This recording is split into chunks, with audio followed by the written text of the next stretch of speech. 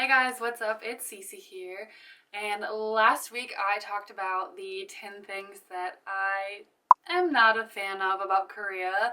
So this week I'm talking about the 10 things that I love about Korea. 사랑해요. Of course, like I said last week, living in any different country than your own is gonna present its challenges, but of course there's a reason you want to go and explore the world and live in different places and experience different cultures and different ways of life, because it just broadens your horizon, it makes you grow as a person, presents new challenges that you didn't even know that you needed to overcome.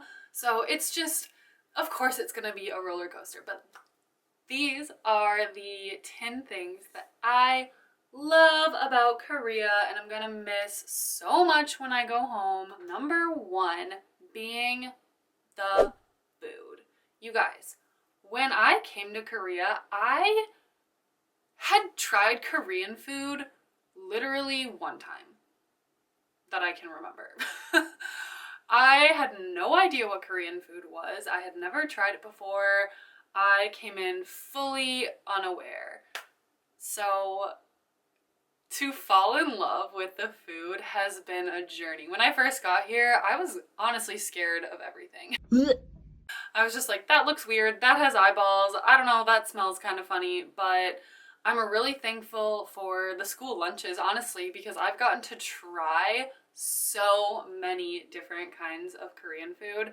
And I love the fact that kimchi comes with every meal. I am now addicted to kimchi. I literally looked up the other day if you could get addicted to kimchi. And I really have no evidence to back this up, but my fingernails have been so long and strong since moving here, and kimchi is really the biggest difference I've had in my diet. So I don't know if you can see how long they are, but they are so strong and beautiful and I'm just loving it. I would say that my favorite Korean food is goguma, which goguma is just a Korean sweet potato, but you guys, I don't know why it's so good. It's so good. You get them at the store and they roast them for you and they're literally like the best thing ever. You just like, oh, yes, oh my god. Oh. It tastes like candy. Oh my gosh, I love goguma. I hope that the Asian market at home has Korean sweet potatoes because I don't know what I'm gonna do without them. I love them. I feel like my palate has just been so expanded by coming here and just being able to try everything. I feel so much richer in my palate and it's such a good feeling. And it makes me so excited to try more food. It makes me feel so happy. Number two, still kind of on the food train here, going out to eat can be so cheap, especially if you go to a Korean restaurant where you're sharing food with everybody, so you get to try everything. And my favorite place right now is this makgeolli place, and it's like 25,000 won, and you get this big teapot of makgeolli, and then just food just comes. All just this random good Korean food just comes to your table and you just get to eat it and share it and have a good time with the people that you're with. But $25 for a meal for a table of people is crazy cheap. It's so amazing. And even not at Korean restaurants, it can get a little bit more expensive, but you still share food. It's so part of Korean culture to share your food. So you don't really just order for yourself. You order things for the table. So you get sometimes like 2 or 3 dishes so you can try everything and share. It's kind of weird to order your own dish, which you can, but it's definitely more the Korean culture to order 1 or 2 or 3 things and share with everybody. So I love that as well. Number 3, the nature. Korea isn't really known for the nature, but it should be. The nature here is unbelievable. Literally just driving through the mountains is indescribably beautiful. There's mountains, there's beach, there's fields, there's lakes. I mean, there's beautiful trees and flowers and grass, and of course the cherry blossoms. I mean, the nature here is so beautiful. And I just don't think that Korea gets enough credit for how beautiful it is. I had no idea how mountainous it was. There's so much to do in nature here, and it's beautiful. And I love the nature here in Korea. Number 4, the fact that you can pretty much leave your stuff anywhere and nobody will touch it, and you don't have to worry about get it touched or stolen or anything is amazing.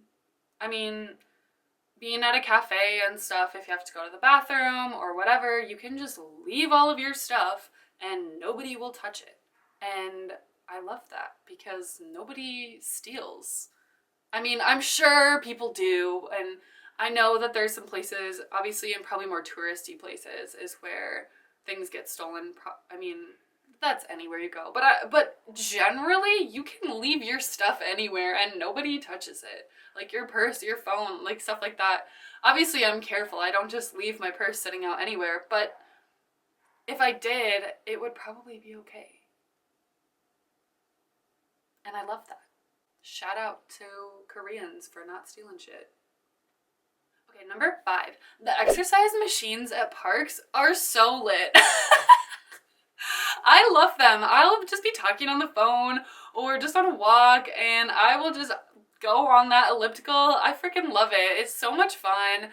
I love seeing all the old people going on them and just, you know, keeping up their mobility, keeping up their exercise routines. I just love it. It just promotes healthy exercising, and they're everywhere. There's parks everywhere. So that is just so awesome. And it's just fun. I just like it. I think it's cool. Number 6, the heated floors are awesome.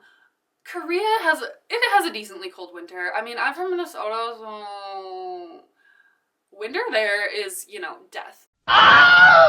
Minnesota should get these heated floors because to come home after walking out in the cold or just being outside at all, to just crank up your heated floor and just lay and de-thaw is the best thing ever. And I mean, I do yoga and stuff on the floor, and just to have my yoga mat be heated up, or I'd lay my blankets on the ground to warm them up before I got into bed. I mean, it's awesome. I love the heated floors in the winter, and I definitely think Minnesota needs to get some. Thank you. Number 7, I love that in Korea, people brush their teeth after lunch. Every day. I thought it was kind of only at school thing, but it's pretty much everywhere that people brush their teeth after lunch, which I love because I love brushing my teeth. I like having clean teeth. Especially when some Korean food can just be so like spicy or just really, what's the word I'm looking for? Like potent? Or pungent? I don't know. But it's just, it stays in your mouth and it's very much there. And so to brush your teeth after lunch is really nice, to just get a good refresh and, you know, have clean teeth. We love hygiene. Shiny teeth and me. Yes. Number 8. I maybe should have put this one after the exercise machines because it kind of goes along with like the public parks. There's usually a public bathroom. There are so many public bathrooms in Korea, and I love it. At parks, around the lake, at the beach, in markets, pretty much anywhere you go that a lot of people come through, there's a public bathroom, which is great because when you gotta go, you gotta go. And in compared to Europe, where there might be a public bathroom, but usually you have to pay for it, like 1 or 2 euros. Here, everything's free. I mean, if you saw my last video, the toilet paper situation isn't always the best. But if you're prepared, then you're fine. Number 9, I gotta say, teaching in Korea is the chillest job I've ever had.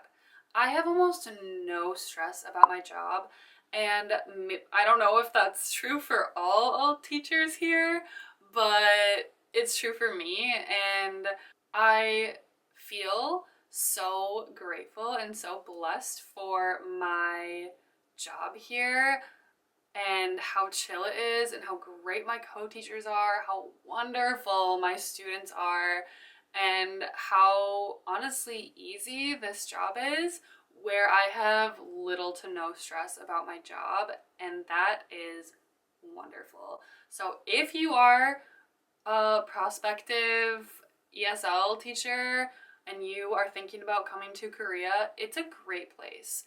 It truly is. I mean, it definitely has its faults, just like any system or whatever, but it's so chill. And sometimes a little too chill, where I'm like, what do I do?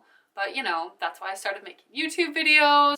It has given me this time to pursue other passions, because teaching only takes up the first part of my day, and then of course lesson planning takes up a little chunk, but maybe like an hour or two, and then I have the rest of the day to do whatever I want to do. And so I love that work-life balance, I guess you could call it, having the first part of the day working and the next part of the day to pursue passions and to, you know, talk to friends and family and stuff like that. So I really love this job, and I will be sad to leave it in a few months, but I am so grateful for the opportunity, and I'm so happy that I did it. It's just not going to be a long-term thing for me. It was great for a year. I learned so much about myself and about Korea and about what I want to do with the rest of my life. So it was a great year to do this, and I loved it, and I'm so grateful for this opportunity, and I highly recommend it if you want to get out here and teach, because it really is great, and I love it. And number 10, the final thing that I have to rave about Korea is that there are endless amounts of things to do.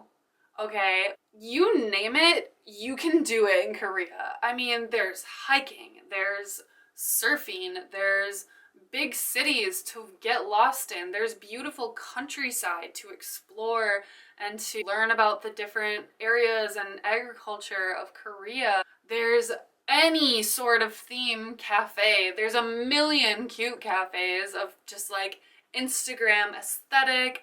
There's cat cafes, dog cafes, meerkat cafes, like you name it, there's probably a cafe that has a theme around it. There's museums, there's a great history of Korea and how quickly it has developed into such like a technologically advanced country. It's amazing. I mean, you can go camping, you can party if you want. There's such good food. You can try so much good food here. You can go biking, zip lines, you can ATV, you can, I mean anything that you can think of, you can probably do it here in Korea, and it's amazing, and I love that. And I almost feel, you know, thinking, oh my gosh, I have a year here, there's so much to do, and now I'm coming up to only 4 months, and I'm like, there's still so much to do. I still have so much to do. I have so much to explore. I haven't even been to a couple big cities that I've wanted to go to. I haven't even done anything touristy in Seoul. I mean, anything. Emphasis on the anything that you want to do in Korea, you can probably do it. And also something to kind of go along with that, and I feel like this is kind of part of Korean culture too, is like doing it for the gram.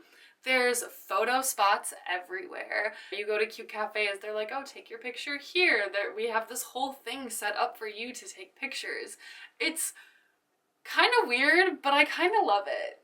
And it's really cute to just see everybody taking pictures and doing their little peace signs and their little mini hearts. It's so cute. And it warms my heart every time I see people having fun in these little photo booth areas. It's so cute, and it makes me so happy and brings me so much joy. And yes, and that is why I love Korea.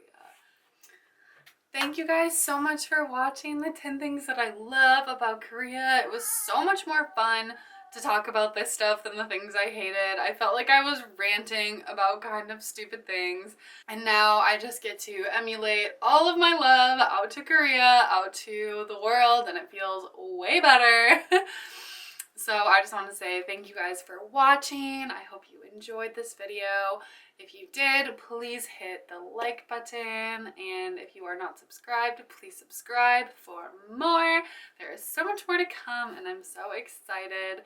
So thank you guys for watching, and I'll see you next week. Bye!